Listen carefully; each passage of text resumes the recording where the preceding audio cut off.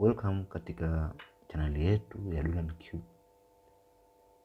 Cube, na leo tutaoneshana ni jinsi gani unaweza kuseti data, yani kupandisha mnara wa internet katika simu yako.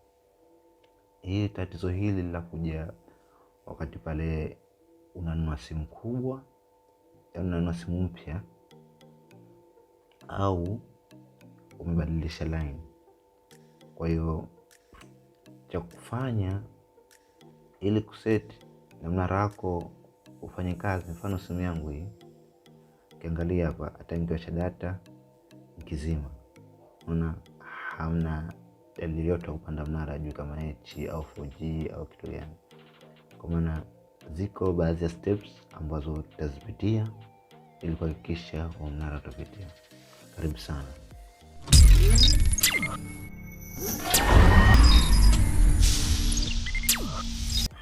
Karibu.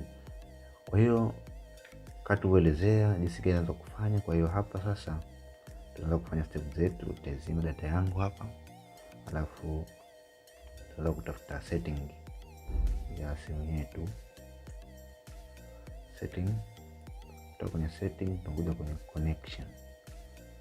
Unaanza setting connections, unakuja mobile data. Mobile data unakuja kwenye kitu kinaitwa access point names. Maana hapa kwenye hapo kupandisha hiyo H, maana yake ikasoma H au 4G.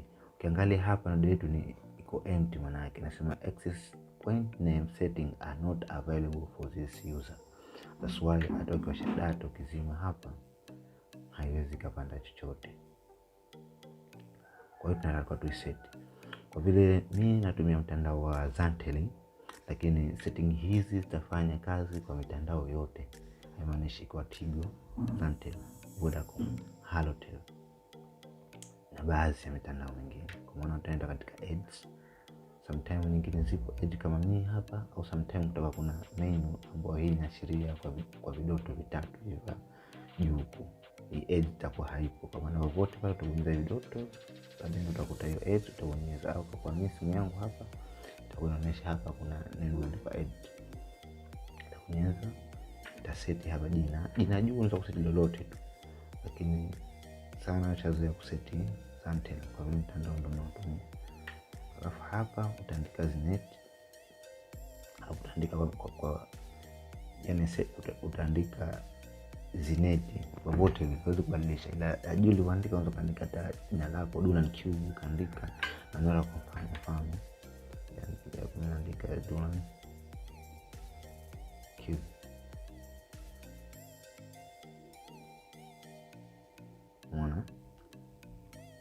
Na hapa alafu unaweza kuandika every types, sometimes inakuwa iko typed au sometimes inakuwa yani imeandikwa, au sometimes inakuwa ikiwa haijaandikwa kwenye every types. Unaandika default, maana yake yote. Maana default maana yake kinachofanya kupitia data basi kifanye kazi. Hiyo andike default tu, usiandike SMD ni kitu kingine. Kwa maana ukianza hapo utakapomaliza just utasave. Ukisha save hii lazima kwanza uangalie sometimes na kujengia kile kitu cha blue, utategemea na simu ambayo utatumia.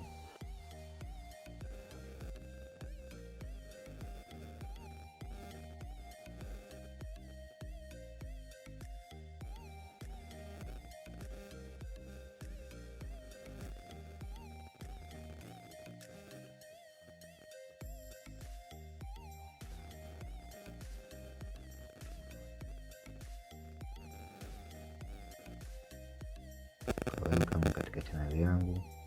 Usisahau subscribe, kulike na kucomment.